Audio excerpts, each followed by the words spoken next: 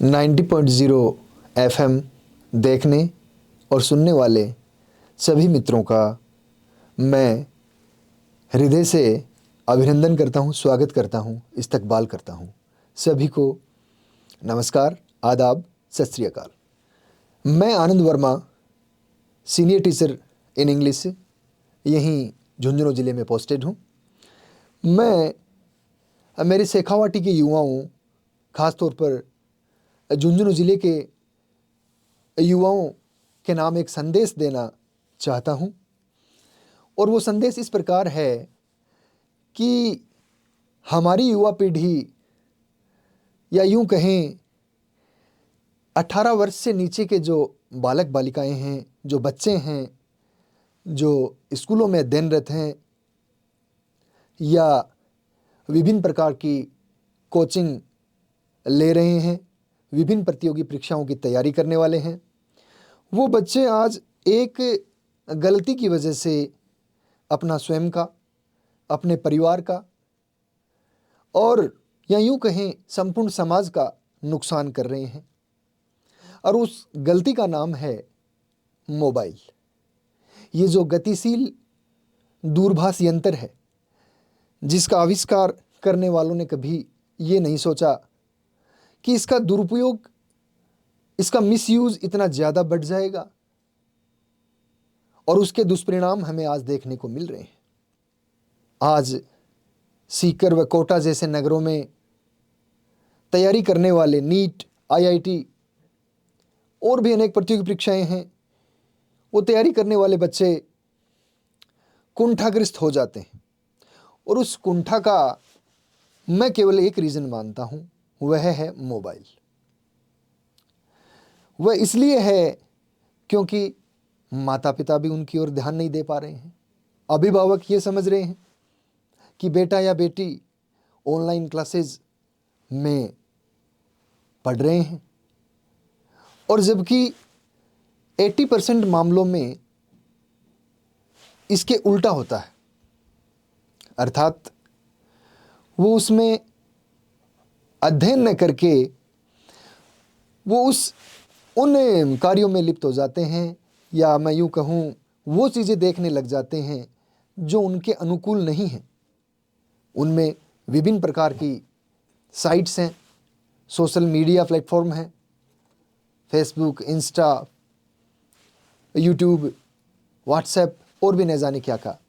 तो उनमें वो जब एक बार उनको देखना स्टार्ट कर देते हैं तो पढ़ाई से उनका मोह भंग हो जाता है और उस मोबाइल के दुरुपयोग की ओर वो चलना शुरू कर देते हैं। कोविड-19 के बाद में हमारे नीति निर्माताओं ने ये महसूस किया कि वायरस का असर बहुत ज़्यादा हुआ है। तो मोबाइल में ऑनलाइन जो टीचिंग प्लेटफॉर्म है वो शुरू इसलिए किए गए थे ताकि जो विद्यार्थी हैं वो मोबाइल का यूज़ करके और अपनी पढ़ाई को जारी रखें और अपनी निश्चित सफलता है, निश्चित लक्ष्य हैं, जो मंजिलें हैं, उन्हें प्राप्त कर सके। लेकिन मैंने अभी दोहराया कि 80% मामलों में उल्टा होने लगा है। अब मैं आपको इससे बचने के उपाय बताना चाहूँगा।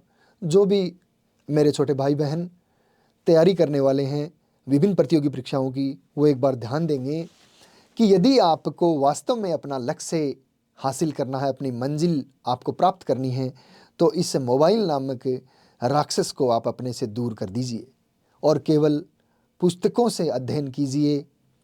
केवल और केवल नोट्स, बुक्स या जो हमारी ट्रेडिशनल स्टडी मटेरियल हैं उन्हीं का प्रयोग करें, जो पारंपरिक चीज़ें पहले से चली आ रही हैं। एक बार यदि हम इस लत को छोड़ने का प्रयास करेंगे तो कहा जाता है कि 21 दिन यदि हम अभ्यास करें किसी भी चीज़ का, किसी लत को छोड़ने का, तो 22वें दिन वह लत अपने आप ही छूट जाती है। भले ही किसी भी प्रतियोगी परीक्षा की आप तैयारी कर रहे हैं, अपने मन में अपने माता पिता की तस्वीर रखिए। एक चीज़ मैं छोटी सी ऐड करूँगा कि आज 18 वर्ष से नीचे का युवा क्यों सुसाइड करने को मजबूर हो रहा है, उसमें क्यों सहनशीलता नहीं है, उसमें क्यों संयम नहीं है, क्यों धैर्य नहीं है। इसका भी कारण यही है कि बड़े बुजुर्ग जो पहले कहा करते थे वो बच्चे आज आज के जो अभिभावक हैं उनकी बातें वो नहीं मानते। कहते हैं कि समय बदल गया है। मैं कहता हूं कि समय नहीं बदला है, समय वही है। हमारे संस्कार बदल गए हैं। हमने बच्चों को खुला छोड़ दिया है।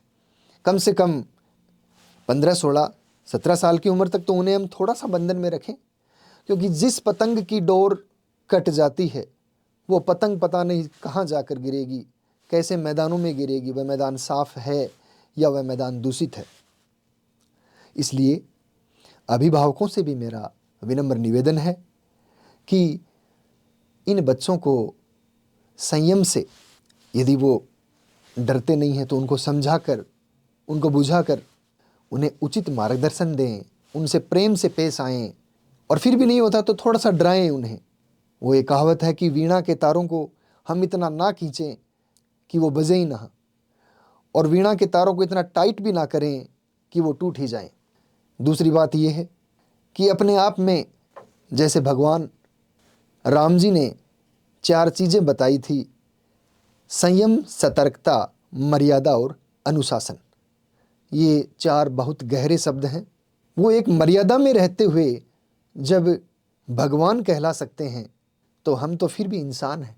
वो कहते हैं कि 13 शक्तियों से परिपूर्ण थे, तो हमें तो एक ही शक्ति की आवश्यकता है, और वो है अपने आप में सुधार करना, इसे चल दूरभाष यंत्र को अपने से दूर कर देना। और मैं मानता हूँ यदि आप लोगों ने, आप बच्चों ने, आप अभिभावकों ने इन चीज़ों को मान लिया, केवल एक ही चीज़ करनी है कि इस मोबाइल को अपने से दूर कर दें। कल IIT JEE का फाइनल रिजल्ट आया है, उसमें जो टॉप 10 रहने वाले बच्चे हैं उन्होंने अपनी सफलता का एक ही राज बताया है, और वो राज है कि हमने मोबाइल को बिल्कुल स्पर्श नहीं किया, हमने मोबाइल को छुआ तक नहीं, और प्रतिदिन 8, 7 या 10 घंटे जो भी हैं वो अध्ययन करते रहे। नतीजा आपके सामने है। तो हमें शुरुआत करनी पड़ेगी, हमें पहल करनी पड़ेगी। यदि हमें हमारी इस युवा पीढ़ी को पथ भ्रष्ट होने से बचाना है, यदि उन्हें एक नए ट्रैक पर लाना है। आज पूरा समाज आधुनिकता की अंधी दौड़ में दौड़ रहा है। वो कहते हैं भेड़ चाल, एक के पीछे एक, हमें वो करना, हमें वो करना। मैं एक चीज़ और बताऊंगा, यदि जो बच्चा जिस चीज़ के काबिल है उसे उसी में मौके दीजिए, उसे और कहीं मत भटकाइए। उसे यह नहीं कि पड़ोसी का बच्चा वहाँ जा रहा तो हमें भी वहाँ ले जाना है। हर एक बच्चे में एक टैलेंट है। ईश्वर ने प्रत्येक बच्चे को धरती पर भेजा है, उसमें कुछ न कुछ विशेष प्रतिभा दी है। भले वह आगे जाकर यदि पेंटर, चित्रकार अच्छा बन सकता है, पेंटिंग यदि उसकी अच्छी है, वह आर्टिस्ट बन सकता है, वह संगीतज्ञ बन सकता है, वह फोटोग्राफर बन सकता है। ज़रूरी नहीं कि हम उसे आधुनिकता की अंधी दौड़ में वही बनाना, उन पर दबाव डालें कि तुम डॉक्टर ही बनो, तुम इंजीनियर ही बनो, तुम IAS ही बनो, तुम IPS बनो, तुम टीचर बनो। तो हम उन्हें वह चीज़ें नहीं थोपें जो हम आस पड़ोस में देखते हैं। पता नहीं पड़ोसी का बच्चा है वो किसी चीज़ में टैलेंटेड है, आपका बच्चा है वो उससे भी ज़्यादा पता नहीं किसी और फील्ड में टैलेंटेड हो।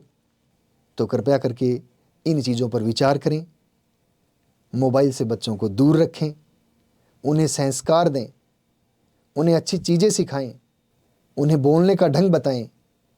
यदि हम इन चीज़ों पर विचार करेंगे, निश्चित रूप से बच्चे हमारा कहना मानेंगे। आज आत्महत्या के केस क्यों बढ़ रहे हैं? इसलिए बढ़ रहे हैं क्योंकि हमने उनको अपने आप से अलग कर दिया है। हमने अपेक्षाएं इतनी पाल ली, हमने ये कहा कि बेटा तेरे को कोटा से डॉक्टर बन के ही निकलना है, तेरे को सीकर से इंजीनियर बन के ही निकलना है।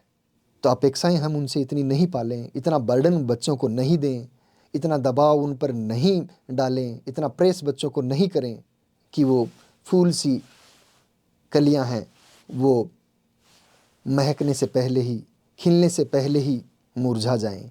मेरी बातों पर विचार करना और उन्हें कर्म में ढालने का प्रयास करना, लागू करना बच्चों पर, और उनके टच में रहो, उनके संपर्क में रहो, उनका प्रतिदिन की गतिविधि पर ध्यान दो, बच्चा क्या कर रहा है, मोबाइल में क्या देख रहा है। यदि ऑनलाइन टीचिंग है तो उसके पास रहो, उसको अपने से दूर मत करो, उन्हें प्रेम दो, और थोड़ा बहुत डांटना पड़ा तो डांटो, संस्कार दो।